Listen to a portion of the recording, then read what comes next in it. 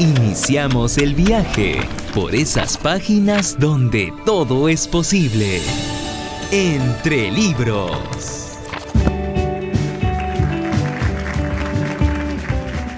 ¿Cómo están, amigos de Entre Libros? Bienvenidos a Radio Nacional del Perú, que como cada domingo a las 9 de la noche los acompañamos en este su espacio Entre Libros para un poco leer algunos libros, narrativa. En nuestra segunda media hora, como siempre, vamos a tener poesía. Y el día de hoy, pues, tenemos un libro bastante interesante de Paul Baudry. Fila para la Gloria se llama. Convertirse en Julio Ramón Ribeiro. Aquí lo tienen. Es un libro bastante gordo, en verdad, pero muy, muy puntilloso. Interesante, además, porque ha sido uno de los libros que también han estado en la Feria del Libro y después de 30 años de la muerte de Ribeiro. Además, Alfaguara ha publicado también 5 cuentos que estaban ahí y que ahora lo han tenido en la Feria del Libro, acerca de la vida de Ribeiro. Ahora le vamos a preguntar y consultar a Paul Baudry.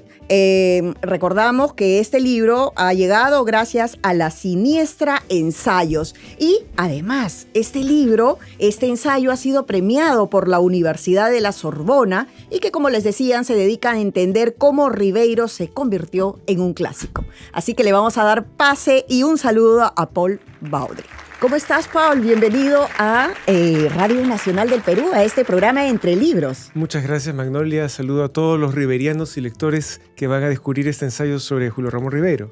Un ensayo bastante interesante, como decía. Para quienes no conocen aún a Paul Baudry, él es escritor peruano, doctor en literatura latinoamericana, y este libro ha sido premiado, lo digo por segunda vez, por la Universidad La Sorbona. Así que nos va a contar qué cosa es lo que tiene aquí en este ensayo, Fila para la Gloria, convertirse en Julio Ramón Ribeiro. ¿Por qué escribir sobre Ribeiro? Porque Julio Ramón Ribeiro es un escritor clásico en el Perú, es un profeta en su tierra, es probablemente uno de los escritores más no solo leídos, sino queridos en su propio país. Y sin embargo, a pesar de esta fama nacional, no tiene esa visibilidad a la escala latinoamericana, ni tampoco global, ¿no? Es decir, cuando vemos desde el extranjero el Perú, Ribeiro, a pesar de ser un cuentista, no se le considera a menudo el par de otros grandes cuentistas latinoamericanos como, qué sé yo, Juan Rulfo en México, por ejemplo, ¿no? Entonces, ese punto de partida, ese desfase que hay entre cómo se lee a Ribeiro dentro del país y cómo se ve desde afuera, era uno de los anclajes, digamos, de esta investigación, ¿no? Uh-huh. Y ahora muchos de los críticos han dicho que eres la nueva referencia de los escritores críticos hacia Ribeiro. Entonces, ¿qué es lo que podemos encontrar en este ensayo? Yo lo he leído por completo, te lo voy a decir. Y además quería preguntarte cuánto tiempo es que te tomó escribirla, porque son más de 300 páginas, casi 400. Bueno, este libro viene de mi doctorado en la Universidad de la Sorbona en París.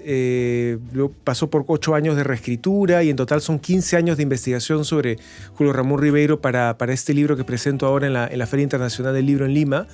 Y la novedad viene un poco del acercamiento, es decir, se suele tener análisis de los cuentos de Ribeiro y cosas un poco más escolares, y mi planteamiento es abrir más la cancha, abrir más el campo y pensar un Ribeiro más allá del texto, es decir, un Ribeiro en el espacio social, en el espacio político, un artista que estuvo plenamente implicado en el devenir de su obra y que, contrariamente a lo que se piensa, no tuvo una actitud pasiva, sino proactiva en mover sus fichas y armar una estrategia para trascender finalmente. Entonces, creo que es un Ribeiro ya no el de la estatua, ¿no?, que admiramos ahí únicamente, sino una estatua en movimiento, ¿no? Le he querido devolver un movimiento y humanidad al personaje y complejidad también, porque creo que los homenajes tienden a simplificar la complejidad de un escritor como Julio Ramón Ribeiro.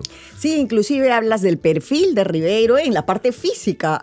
Han tomado inclusive un capítulo o una parte para hablar acerca de su nariz, de cómo se paraba para las fotografías. Hay, por cierto, varias fotografías de Ribeiro en este volumen. ¿no? Aquí algunos, por ejemplo, siempre él con el cigarro, por eso es que habría escrito solo para fumadores. Y después también vemos varias ilustraciones que han sido, en verdad, interesantes y que han sido por Augusto Carrasco, ¿puede ser? Sí. ¿No? ¿Y por qué? ¿Quién lo eligió a él?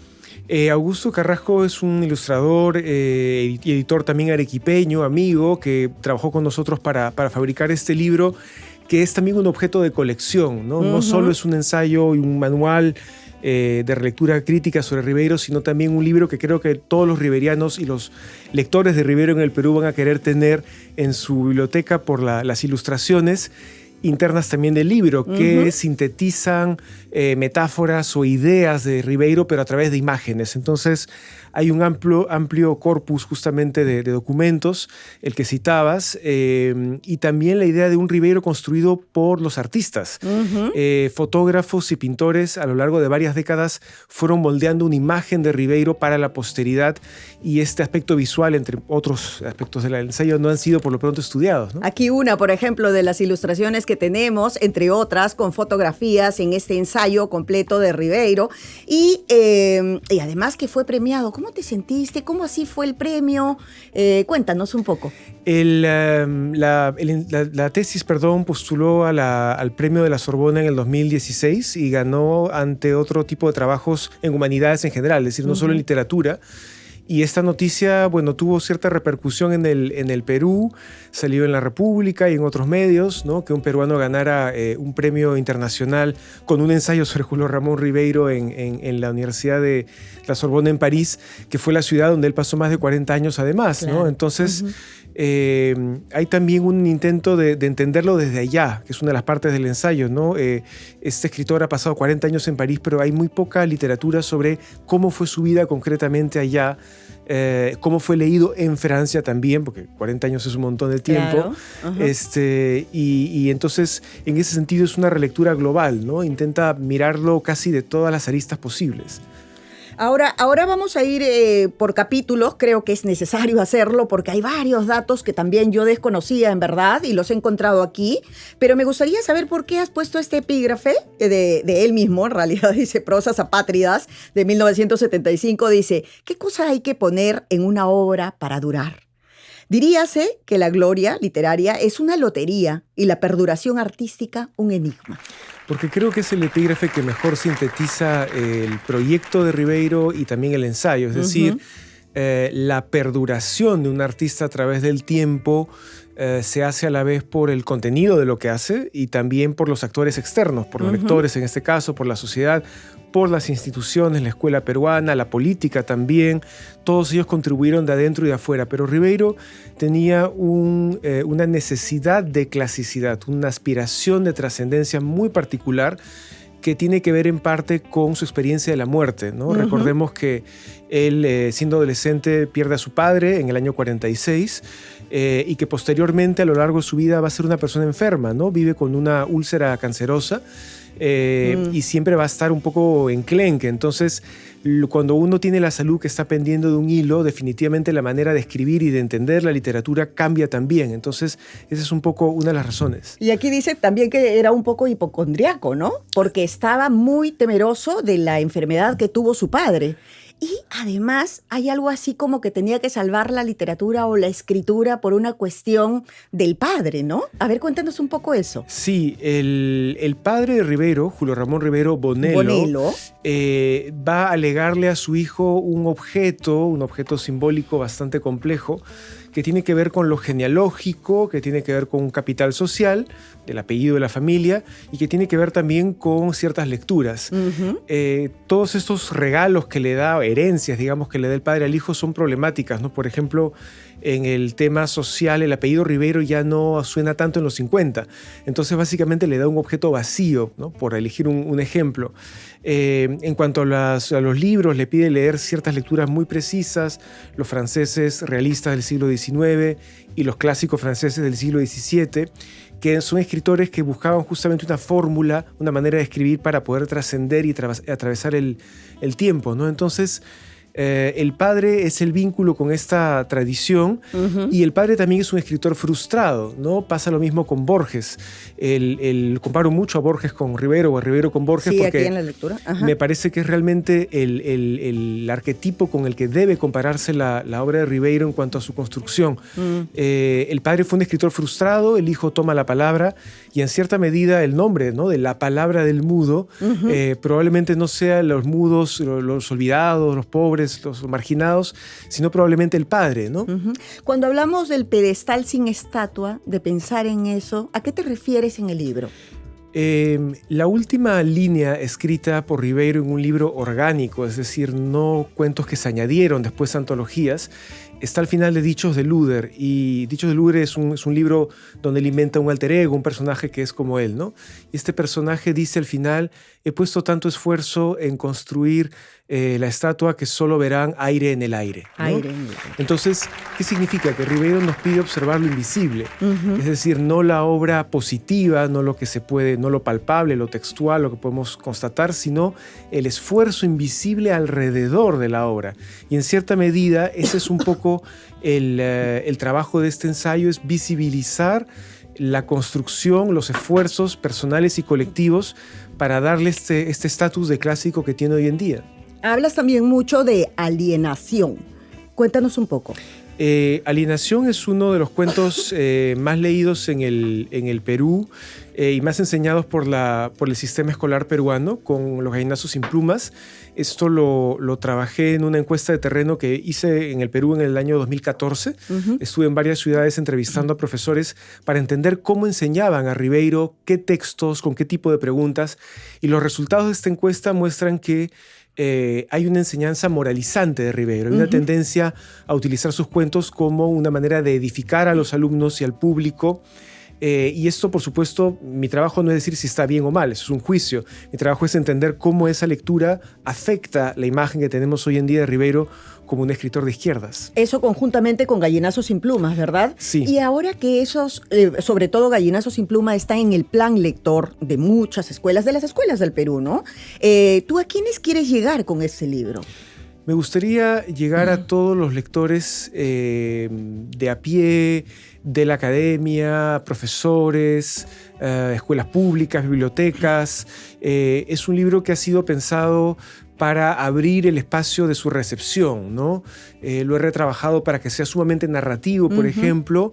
No es un ensayo académico así chancón, sino al contrario, tiene esta forma de contar una historia y al mismo tiempo de pensar, ¿no? Porque son objetos complejos, ¿no? O sea, es fácil de leer en realidad, son varias páginas, pero te vas enamorando de cada una de ellas en el ensayo, porque como dices, también has tenido trabajo de campo, la investigación. ¿Cómo ha sido ese trabajo de campo para llegar a obtener tanta información valiosa? Una de ellas, por ejemplo, en que se habían equivocado en una foto de Ribeiro, habían puesto a un hombre negro en la solapa del libro, ¿no? Entonces, ese es uno de los errores que había con las editoriales, que él solía decir: las editoriales de Lima tenían que ser, son horribles, siempre se equivocan.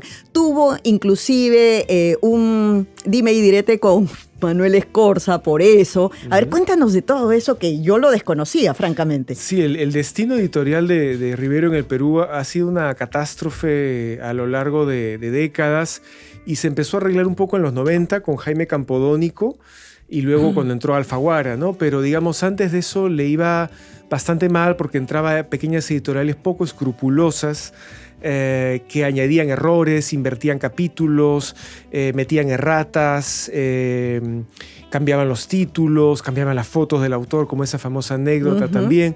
Entonces, materialmente, o la historia material de la obra de Ribeiro también forma parte de los elementos para explicar por qué hoy en día lo leemos de tal o cual manera, ¿no? Él se quejaba mucho de esto y, contrariamente a lo que uno podría pensar, sí estaba atrás de sus hijos literarios, digamos, ¿no? Pendiente de cómo repararlos, enmendarlos, como esa famosa pelea que tuvo con Manuel Escorza en el Comercio, y se lanzaban cartas diciéndole la vela verde, ¿no? Así que... Sí, había una equivocación, ¿no? ¿Eran las botellas y los hombres? ¿Y lo pusieron hombres y las botellas, ¿no es cierto? Era exactamente, habían invertido esa parte y a él le molestó, pero terriblemente. ¿Era Populibros, la editorial? Sí, era Populibros. ¿No? Era Populibros y la anécdota que cuentas del hombre negro es en Francia, con la editorial Gallimard, cuando traducen Crónica de San Gabriel, la foto en la solapa es la foto de un hombre negro. Entonces, claro, eso es una anécdota conocida por la crítica hace muchos años, contada por amigos. ¿Era de un escritor también? ¿Un escritor me parece de otro país? Sí, ¿no? Digamos, yo hago una hipótesis en el ensayo a partir de una búsqueda que he hecho incluso con inteligencia artificial para encontrar el retrato, ¿no? Porque es probablemente un escritor africano de expresión lusófona, es decir, que se expresa en portugués, por la proximidad con el apellido Ribeiro, que en realidad es de origen portugués, ¿no? Sí, entonces, probablemente de ahí ven el error, pero hasta ahora no había habido hipótesis, digamos, para explicarlo. Eso. Y ahí hay otra cosa curiosa, ¿no? Porque cuando él estaba en París, tenía aquí a Juan Antonio, su hermano. Juan Antonio era, ¿verdad? Sí. Y quien se encargaba de ver estos temas, de ver cómo se equivocaba la editorial, le tenía que mandar la carta y tenía ayuda, no solo de él, sino también de instituciones y de gente, ¿no? ¿Cómo es que averiguaste esa parte? ¿Cómo ha sido la investigación? ¿Con quiénes te han contactado de su familia, por ejemplo, para que puedas obtener fotografías, ¿no? Digamos, todas esas cartas siempre habían estado sobre la mesa, ¿no? La correspondencia con el hermano se publica desde el año 96 en 2 tomos, con Jaime Campodónico, editor. Pero nadie las había ordenado y digamos este esfuerzo de 15 años es un poco ordenar el rompecabezas de Ribeiro, ¿no? Y darle una forma un poco como Silvio en el Rosedal, ¿no? Que cuando se sube a una torre ve la forma en el jardín. Es un poco esa la idea del ensayo. Su hermano Juan Antonio Ribeiro efectivamente se queda en el Perú cuando Julio Ramón se va a Europa. Y a partir de ese momento empieza lo que he llamado una dupla epistolar o una política de lo epistolar, es decir, un juego en pared para construir al hermano que se fue y ayudarlo, empujarlo a tener éxito en su carrera y alcanzar ese estatus que tiene hasta ahora. Entonces, ¿él era abogado, creo? Me parece que sí, era abogado de formación, sí, pero después fue profesor en la Nocturna muchos años. Y así como él, hubieron muchas instituciones que lo apoyaron, ¿no? Entonces, mi trabajo ha sido reconstruir cuáles son los adyuvantes que a lo largo de este recorrido pues, le van dando un espaldarazo para ir subiéndolo y ayudándolo, ¿no? ¿Tuviste contacto con la esposa para la investigación? Sí, conocí a Lida de Ribeiro, que en paz descanse, que falleció hace unos días en París. La conocí varias veces allá y tuvo la amabilidad de abrirme su casa para trabajar en la biblioteca de su esposo. Así que este libro también me ha permitido ser resultado del trabajo que he hecho en la biblioteca de Ribeiro en París, tomando fotos a los libros que anotó con su puño y letra, ¿no? Y ahora que hablamos de bibliotecas, hay algo que a mí me causó mucho así pena de repente, porque él soñaba con la biblioteca que tenía el tío, ¿no? Y el tío pues se casó con una mujer, la mujer de pronto se peleó con toda la familia porque creo que él tenía otra pareja y él quería tener acceso a todos esos libros y fue su sueño durante bastante tiempo. Pero te soy honesta, yo creo que lo he leído en algún cuento antes de leerlo aquí en el ensayo y eran los libros polvorientos y que él... así como nosotros a quienes nos gustan los libros, aquí para los oyentes a quienes estamos entre libros, pues nos encantan los libros. Entonces él quería y buceaba entre todos los libros llenos de polvo, con moho, muchos ya que no se podían rescatar, y se queda con uno de cuero, ¿no? Con pasta de cuero. A ver, cuéntanos un poco eso. Sí, la anécdota está en un cuento que se llama El polvo del saber y efectivamente hay un tema de herencia, la biblioteca pasa entre diferentes manos. Y al final hay una ruma de libros mohosos y el único libro que sobrevive al moho, que metafóricamente es el olvido, la destrucción, ¿verdad? El tiempo, es un libro en francés y es también una imagen de la literatura francesa, cierta literatura francesa que su padre le legó y cuya dureza o durabilidad o perdurabilidad admiraba como modelo de imitación, ¿no? Es como para cerrar el círculo, ¿no? De hecho, lo ha puesto ahí en el cuento por eso, ¿no? Claro. Y otra de las cosas era los referentes que tenía Ribeiro. Y era Flaubert y Maupassant, ¿no es cierto? ¿Qué es lo que has observado tú? Aquí hay varios capítulos sobre eso, pero específicamente, ¿qué quisieras comentarle a los oyentes de Radio Nacional respecto a esos referentes que él tenía? ¿Y quiénes son tus referentes? También nos interesa saber. El gran autor admirado por Ribeiro era Flaubert, que fue el maestro de Maupassant, ¿no? El gran cuentista del siglo XIX, y que dicho sea paso, Ribeiro traduce en los 90. Ribeiro traduce un libro de cuentos de Maupassant. Y prologa también, ¿no? Lo prologa con la ayuda de la Embajada de Francia al comienzo de los 90. Entonces, y es muy curioso porque dice que son cuentos maupasantianos teñidos de ribeirianismo, una cosa así, ¿no? O sea, en el fondo quiere decir que, claro, el traductor pone también su huella digital, o no sé cómo decirlo, su rastro, su estilo, o en cierta medida influye en la traducción, ¿no? Entonces, estos dos autores lo han marcado mucho, en particular sobre la cuestión del estilo, ¿no? Ribeiro consideraba que un estilo no sobrecargado, reducido a sus mínimas herramientas, era un estilo con mayor capacidad de perdurar en el tiempo. Y esta lección de literatura la aprende en particular con estos dos escritores, pero también con los escritores del siglo XVII franceses, los moralistas, que escribían pequeños textos como retratos de personajes, del envidioso, del colérico, en una lengua muy sintética y con gran fuerza expresiva, ¿no? Cuando él estuvo internado, me parece, no aquí en Perú, sino en el extranjero, exactamente, no sé si estaba en París, pero él hizo una comparación desde la ventana de cómo es que algunos albañiles vivían la vida feliz, esa vida que a veces nosotros nos complicamos, ¿no? Con cosas. Ellos comían de un solo tupper y se pasaban el vaso y todos tomaban al estilo, pues, ¿no? De gente que trabaja así duro como en la albañilería. Cuando él ha estado en París, ha hecho un poco esta evaluación acerca de su vida, de los unos y los otros. ¿Cómo es que él la pasó allá?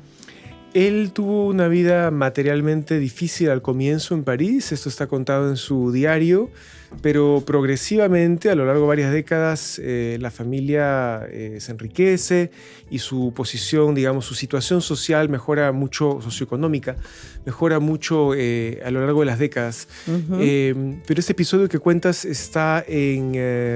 estoy olvidando en qué cuento, pero me voy a acordar ahora, pero tiene que ver con la manera como él observa a los obreros, o ese narrador, ¿no? Y les atribuye una salud que él no tiene. Entonces, en cierta medida, Ribeiro se construye como un intelectual enfermo o enfermizo. Bueno, Proust también se construía como un enfermo toda su vida. Pero él escribe así, ¿no? Pensando así, en la enfermedad, en que la tiene, en que tiene la úlcera y que no vaya a ser cáncer. Y Exacto. esa manera ya de hipocondriaco. Es como dices aquí, inclusive en algún capítulo que he leído. ¿Cuál fue el momento de quiebre en el que Ribeiro dice, pues, al fin, ¿no? Tengo reconocimiento? No sé si llega algún momento, salvo, claro, el premio Juan Rulfo en el 94, ¿no? Que no lo llegó a obtener, porque él muere antes, ¿verdad? No, sí lo obtiene, recibió? Pero no lo puede recibir. Ah, no lo pudo recibir. No lo puede recibir, pero sí lo obtiene en junio y fallece en diciembre del año 94, ¿no? En Neoplásicas, aquí en Lima. Entonces, como mucha gente dice, y su hijo también lo cuenta, en realidad es como que estás corriendo una carrera y en los últimos metros ya te partes la crisma. Y es muy riberiano eso también, porque es el fracaso del último minuto y que no le llegó la gloria justamente al último instante, ¿no? Saber si le llegó su momento, yo creo que lo disfrutó en vida en varios momentos. Una fama popular, definitivamente. Fue un escritor en vida muy popular. Tanto así que la gente decía, Ribeiro es del pueblo, ¿verdad? Sí. En alguna ocasión. En alguna ocasión, y popular en el doble sentido de la palabra, es decir, de la fama local, peruana, en fin, y también de lo popular, es decir, él se sorprendía que sus lectores fueran a menudo de un medio popular o muy popular, que a priori no estaba en su espectro cuando él estaba escribiendo, ¿no? Entonces, esa paradoja también es un aspecto que no voy a hacer todos los secretos del ensayo, pero que tendrán que ver tus auditores para descubrirlo, ¿no? Sí, no, hay varios aspectos interesantes. Hemos hablado de apenas unos poquitos y pues el tiempo se nos va volando. ¿Cuál es el cuento o la novela, lo que más te guste de Ribeiro? A mí me gusta mucho un cuento del que se habla poco, que se llama El embarcadero de la otra esquina, que nadie citaría en realidad, pero que a mí me gusta mucho, que tiene que ver con un almuerzo familiar o de reencuentro, perdón, lo que acá se llama el reencuentro del colegio, donde todos los amigos de un colegio más o menos pituco se reencuentran 20, 30 años después para comer un chifa y todos se han vuelto unos panzones, unos abogados, exitosos o no sé qué. Y el narrador creo que le dicen el poeta, y es un señor pues, que encarna el bohemio, digamos que no ha alcanzado ese tipo de éxito material, entre comillas, y él llega medio borracho a esta fiesta y el cuento es contado a través de su mirada, ¿no? Uh-huh. Entonces, en el fondo uno se da cuenta, un poco como el Quijote, que en realidad el loco es el que tiene más razón, ¿no? Entonces sí. el bohemio era el más cuerdo. Ajá. Y el más interesante de todos ellos, ¿no? Ese cuento me gusta mucho. Esa no la he leído, pero me encanta La Careta. ¿La recuerdas? ¿La tienes en mente? No. Sí, totalmente. Es un cuento, me parece bastante antiguo, de los primeros cuentos. De los primeros. Donde alguien encuentra una careta y finalmente intenta de vez en cuando travestirse con ella hasta que la careta se le queda pegada a la cara. Y justamente me hacías acordar hace un rato que me hace acordar en la película La Máscara, ¿no? Ajá. Con Jim Carrey de los 90. Sí, que entonces, se la ranchan. Parece así. Que le han robado Lidia Ribeiro, ¿no? Algo así. Ay, bueno, ya ha sido, mira, se nos pasa la hora rapidísimo, sí. Así que te agradezco mucho por estar aquí. Creo que los oyentes deben de estar felices porque Ribeiro pues es muy querido aquí en Perú, ¿no? Y la gente de Radio Nacional nos escuchan desde todos los rincones del Perú, entonces deben de estar ahí oyéndonos, así que les recomendamos que lean a Paul Baudry sobre Fila para la Gloria, convertirse en Julio Ramón Ribeiro. Es un ensayo súper completo. Y una pregunta más antes de irnos. Algunos que han escrito sobre Ribeiro, Tittinger hizo también aquí un libro, me parece. Tittinger hizo un libro aquí, Un hombre flaco, me parece. Y también una mujer, algo así como Un hombre enfermo y así, ¿no? Hay varios libros, publicaciones. ¿Te acuerdas de alguno que quieras recomendar? Bueno, yo recomendaría El perfil de la palabra de Peter Elmore, que es un libro del 2002 editado por La Católica y que me parece que es el ensayo, bueno, espero hasta la fecha, no lo sé, pero en todo caso más completo sobre Ribeiro para entenderlo a cabalidad. Y es un poco este ensayo de Peter Elmore, el ensayo con el que el libro quisiera medirse, ¿no? Digamos, dialoga con él, pero al mismo tiempo es también un ayornamiento, ¿no? Es decir, una actualización. Estamos mirando a Ribeiro desde 2024 y no desde el año 2000. Entonces hay otras herramientas, hay otros aportes, otros documentos que lo presentan como una figura más sutil y sobre todo más allá de lo textual. Creo que ese es el gran aporte. No solo es el Ribeiro del texto, sino es el Ribeiro fuera de los libros, sí. y cómo esta vida fuera del libro también afecta a la literatura, ¿no? Por supuesto que sí. Muchas gracias por estar aquí y yo no me quiero ir de aquí, amigos, de Entre Libros sin una cita que dice aquí: con una extraordinaria capacidad de análisis, Baudry muestra cómo una paciente operación intelectual de Ribeiro para hacerse un lugar en el canon peruano al construirse a sí mismo como un autor paradigmático. Así que bueno, vayan por su libro, vayan por Fila para la Gloria de Paul Baudry. Y es gracias a La Siniestra Ensayos. No se vayan, amigos, que regresamos en un momento. Vamos a hablar de poesía, Carne Cruda, de María del Carmen Irigoyen. Estén ahí.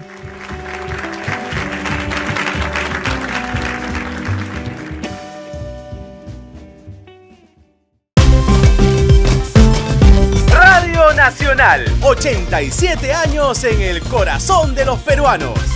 Presenten los hechos que marcaron y marcan nuestra historia. Conectamos a todo el Perú con información veraz, entretenimiento, cultura. Y la música nos une. Radio Nacional se renueva y apuesta firme por la innovación. Hoy miramos el futuro con optimismo. Nuevos equipos con tecnología de punta y mejoras en nuestras cabinas de transmisión. Radio Nacional más viva que nunca. Sintoniza Radio Nacional en los 103.9 de la FM y ahora también en el 7.2 de la televisión digital terrestre.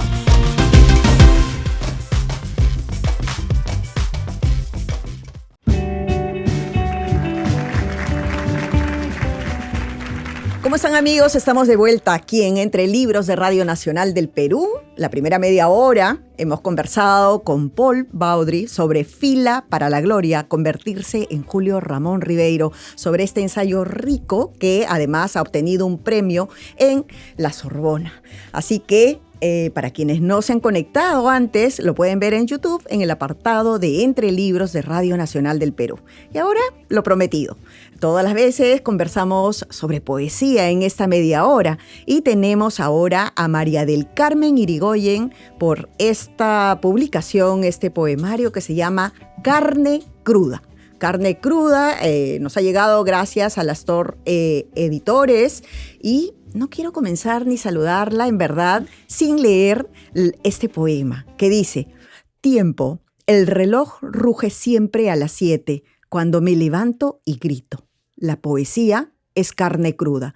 Una lágrima regresa al ojo, como canto de cuculíes, y el viento del noreste cercena mis tobillos, tan dulce.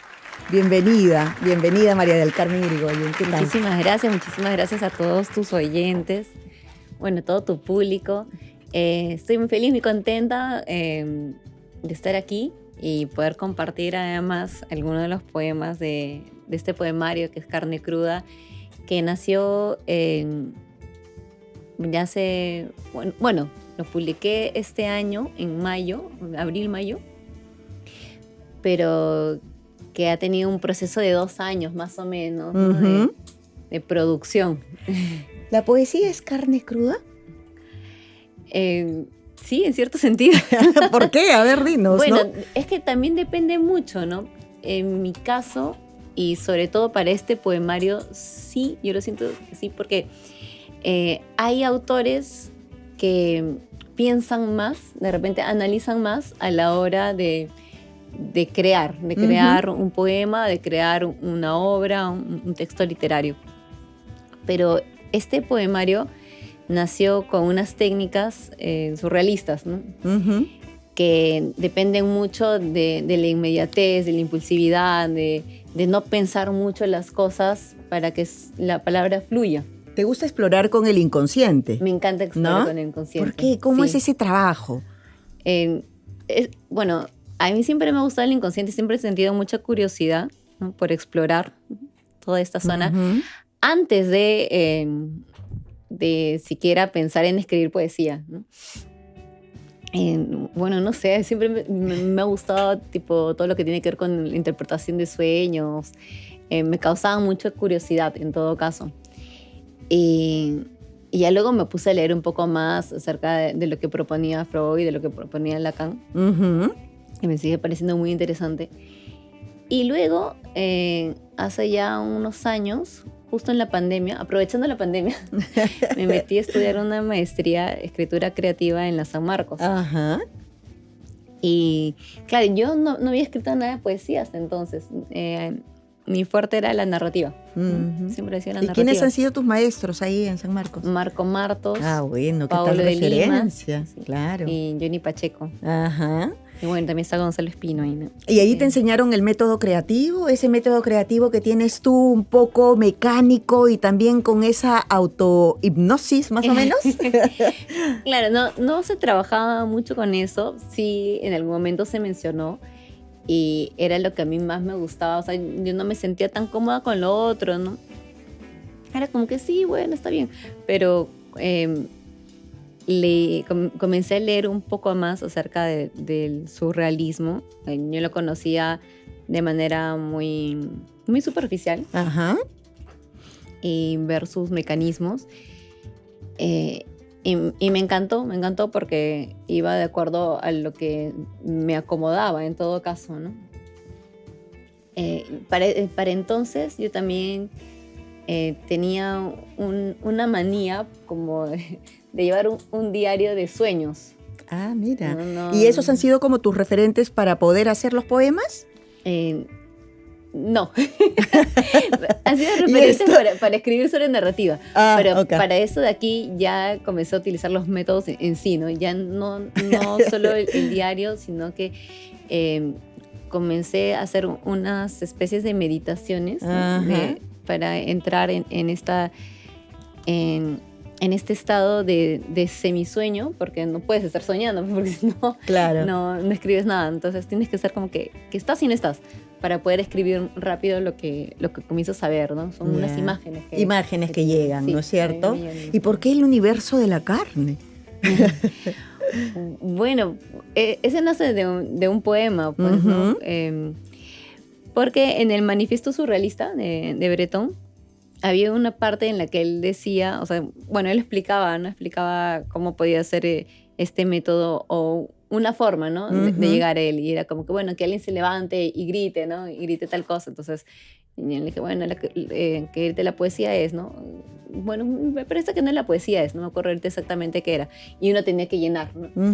Y yo hice el ejercicio con la poesía, ¿no? La poesía es. Y lo primero que se me ocurrió fue la carne cruda. Y luego es un buen nombre, ¿ah? Potente. Y luego comenzó a adquirir como más sentido, ¿no? Ajá. Luego ha habido momentos en los que, claro, no he entrado necesariamente en esta suerte de autohipnosis, pero sí he trabajado mucho el collage.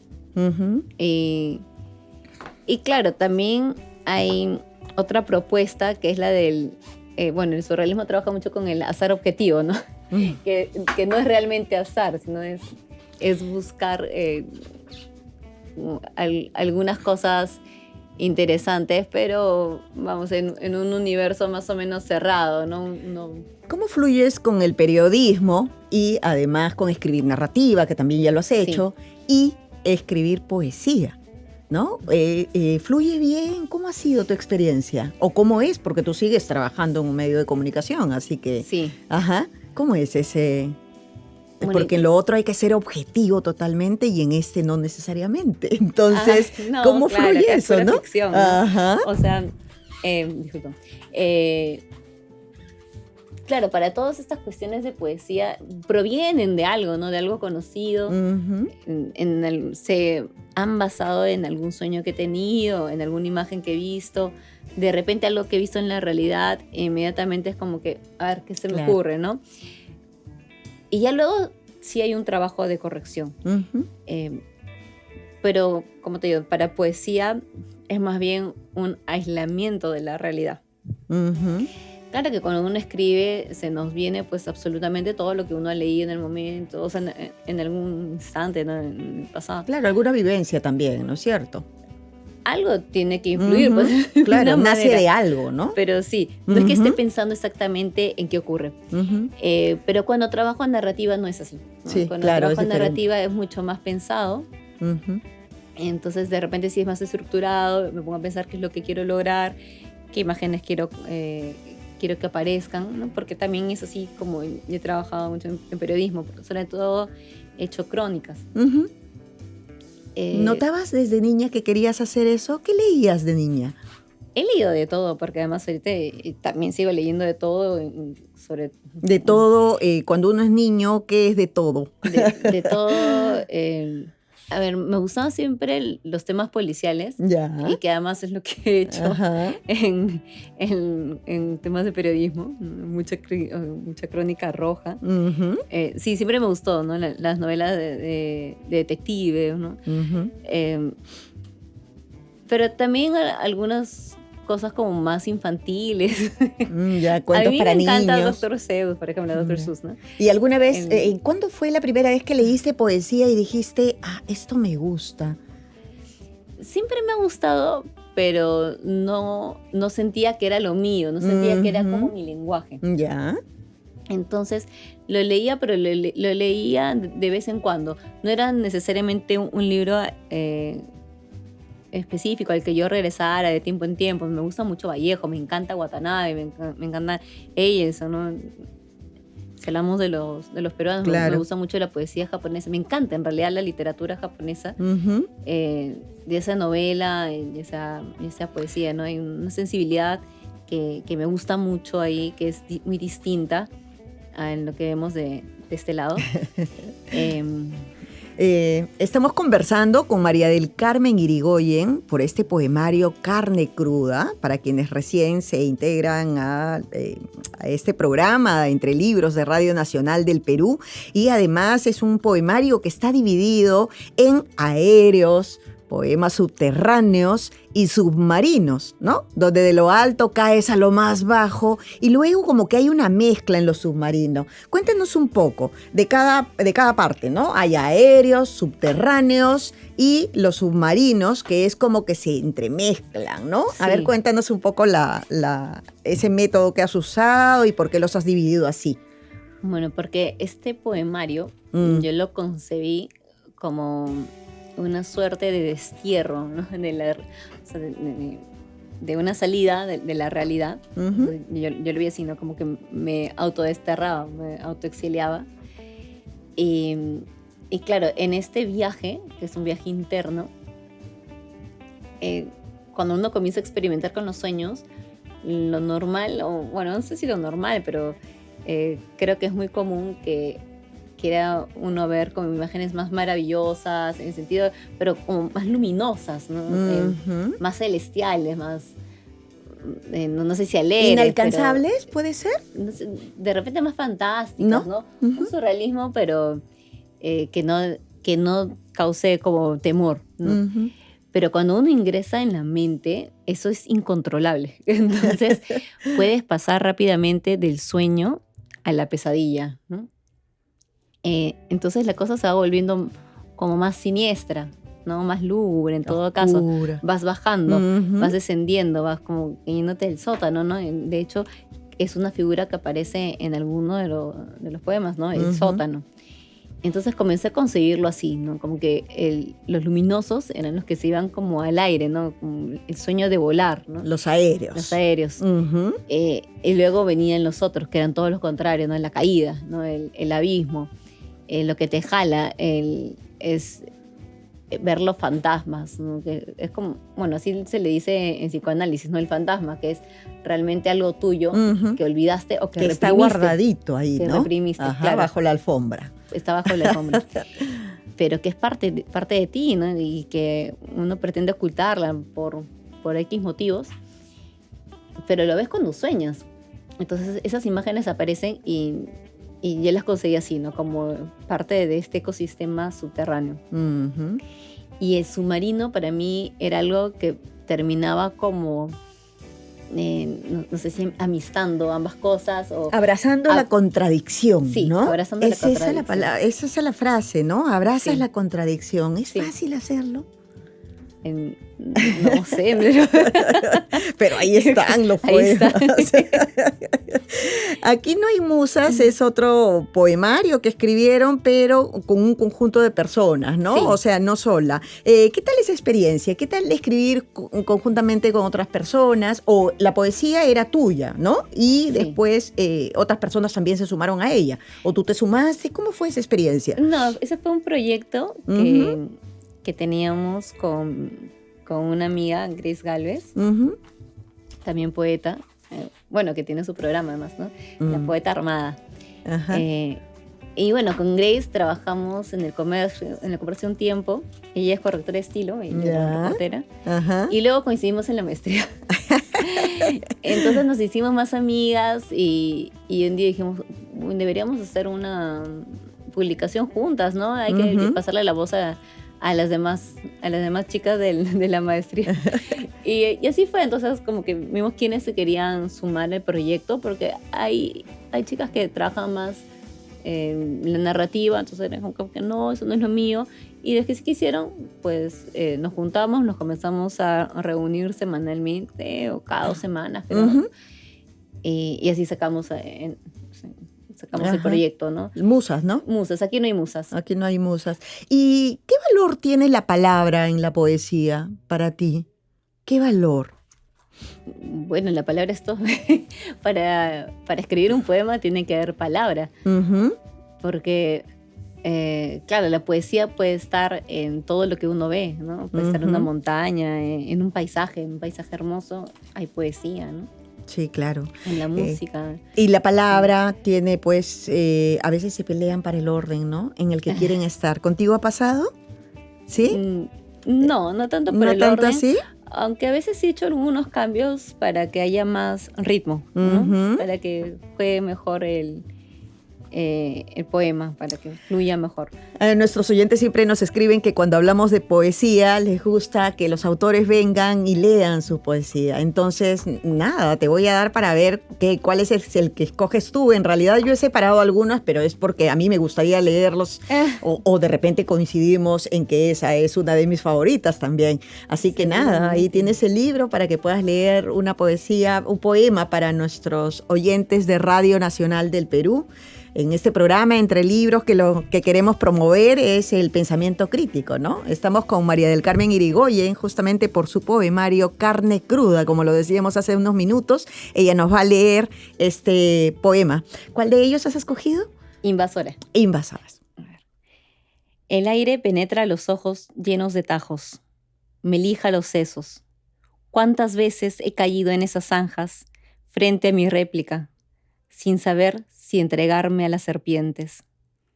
Me imagino en un vientre codicioso, casi puedo saborearme. Bien. ¿Otro? ¿Tienes otro por ahí? Sí. A ver. Licántropo. Que es uno de los que a mí me gustó mucho también. Y es que más, he anotado el significado de licántropo. ¿Ya? A ver. Tu nariz empapada me estremece los muslos.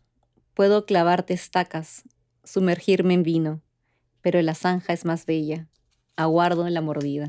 Para nuestros oyentes hay que decirles que el licántropo es la persona que se convierte en lobo en las noches de plenilunio. ¿Ven? Aprendemos algo siempre aquí en Entre Libros. Claro. Ajá. Sí, así que nada, es muy bonita tu poesía, en verdad.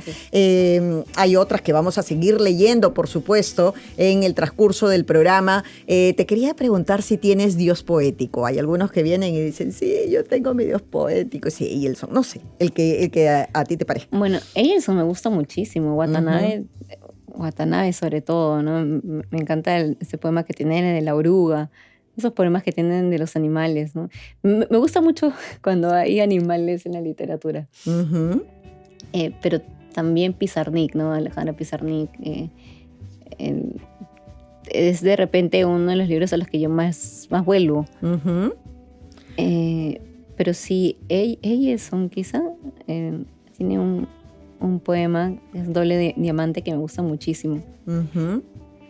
Y, pero alguien así que es el bueno, poderoso. Vallejo es el poderoso de todas formas, ¿no? A él no se le puede excluir jamás. Vallejo va ganando, va ganando entre todos los que hemos preguntado. Vallejo es el todopoderoso, así. Para ti también, definitivamente. Claro, ese poema cuando Dios está enfermo, ¿no? Ese me parece una locura, me parece increíble. Pero sí, pues de repente decir Vallejo es como que, ay, todo el mundo dice Vallejo, pero claro, pues cómo no sé decir Vallejo. Ya, yo voy a leer Velas. Me asomo por el candelabro y resbalo por una cabellera, larga y suelta, cuya dueña sacude con violencia. La tierra se enrojece antes de que me lance el machete. Los escarabajos se sacian, mi pecho ya no pesa, mis ojos no sé dónde están. Que también es precioso. He separado otros aquí, pero me gustaría que tú también los sigas leyendo. Pero hablando de los dioses poéticos, hay otros, por supuesto, también, ¿no? O poetas que nos gustan porque hablan de la naturaleza, porque otros escogen a los animales, tú especialmente el mundo de la carne, el universo de la carne. Y en Submarino hay un solo poema, pero que tiene además una forma diferente. No está en estrofas, ¿no es cierto? Sí. Entonces, Fiebre Cerebral se llama. Me gustaría que lo leas porque además les voy a mostrar a los oyentes de Radio Nacional de Perú que está escrito así, como en narrativa. Pero nada, léelo y nos cuentas poética. Un poco cómo nació, ¿no es cierto? Sí. Fiebre Cerebral. Tu rostro huye en cuerpo ajeno. Tu pecho nos corta la respiración. Ya nada de esto importa. Ni la rosa, ni la muerte, ni la tarde vestida. Solo el verbo desencarnado, la pregunta, la marea granate, incrustada de moluscos que me sumergen hasta un lugar que reconozco y olvido, Porque en este reino, donde alguna vez el cielo y el mar fueron uno, y las nubes sus voces, allá, cuando los gatos no existían y los cúmulos podían flotar perezosamente sobre el agua sin que nadie osara rasguñarlos, en este reino, toda plegaria es lengua muscular y maldita. Hay un remolino hambriento y una espada que sigue su trayectoria, danza por mis vísceras y sube a mi garganta, cercenándome y huyendo de mí, queriendo ser mar.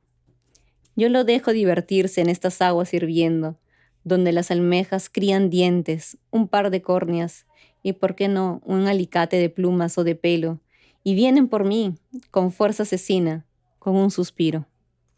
De pronto, mi cuello no aloja más brumas, la vela gotea hasta formar un mar de azotes, y no soy más que un gemido sudario. Bravo. El agua presente ahí también, ¿no? Sí, en el lo agua. submarino, en encontrarse, ¿no? Y bueno, esta idea de hacerlo en prosa tiene que ver también con el tema de la marea, ¿no? De esta fluidez. No está rígido, pues no es rígido, ¿no es cierto? De además acelerar un poco el ritmo, ¿no? Que vaya con las olas. Qué Que interesante golpee un saberlo, poco. sobre todo después de haberlo leído.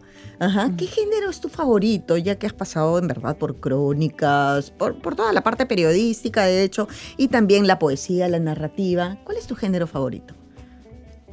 Bueno, yo no sabría cuál escoger. A mí me encanta escribir, o sea, no podría escoger otra forma de vivir que no sea escribir. Ahorita, en este momento de mi vida, claro, le estoy dando mucho a la poesía, pero siempre digo que mi lengua materna, por así, es la narrativa. Me encanta escribir cuentos. Escribo cuentos para niños también. No tiene nada que ver con eso, ¿no? Parece una cosa así un poco esquizofrénica. Pero ¿La poesía es como el centro para toda tu escritura? En este momento quizás sí, porque además justamente los libros o los cuentos que estoy escribiendo vienen en rima, ¿no? Que también es, o sea, una forma como me puedo comunicar con los niños, como es más fácil para que capten ellos una idea. Pero no sabría cuál escoger. Me parece que en este momento me va mejor con la poesía, ¿no? Que estoy como en conexión, ¿no? Con una voz poética. ¿Y cómo es tu proceso literario? ¿Eres disciplinada o te iluminas y dices me voy a sentar y ahora voy a escribir? ¿O anotas? Hay tantas maneras que nos cuentan los autores cuando vienen aquí, los escritores nos cuentan sus procesos literarios y en verdad son diversos, ¿no? Hay algunos que son súper disciplinados, se sientan desde las 8 de la mañana hasta las 4 de la tarde. Bueno, quienes no pueden trabajar, en verdad hay que trabajar también en otras cosas y a veces no tenemos pues ese tiempo. Hay algunos que llegan en la noche y le dan un campito ahí para la escritura porque es lo que aman, es lo que les llena, ¿no? ¿Cómo es en tu caso? Bueno, cuando yo quiero escribir, claro, en el momento que tengo, me siento y digo, de acá no me paro hasta que tenga tantas hojas, tantos poemas, hasta que termine con este proyecto, ¿no? Y claro, para el caso de este poemario, como seguía un método muy estricto, que era este de la autohipnosis, siempre salía algo. No siempre iba a salir algo que a mí me gustara, que pudiera ser incluido, pero normalmente salía algo medianamente interesante. Entonces ya luego, de repente, un poema que había escrito un día, me daba cuenta que era la primera o la segunda parte de uno que había escrito después, y se juntaban.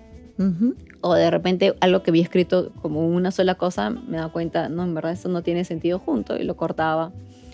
Y claro, eso ya luego viene como que en el proceso de corrección. Pero sí, soy más o menos disciplinada, ¿no? Entonces yo me propongo que tengo que escribir algo, y claro, para eso algo tiene que salir sí o sí, porque estoy utilizando el método. Sí, ¿y cómo ha sido tu contacto con la editorial? ¿Has tenido trabajo conjunto? ¿Ellos escogieron la portada, los colores? ¿Cómo ha sido? La ilustración sí fue una propuesta de mi editor, de Julio Isla. que le había gustado mucho esta ilustración, ¿no? Ujú. Y conocí a la autora, entonces le pidió el permiso para poder utilizarlo.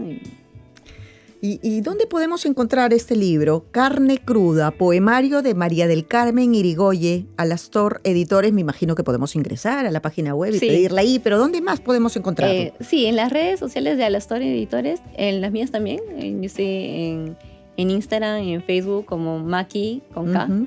en raya abajo Irigoyen. Ya.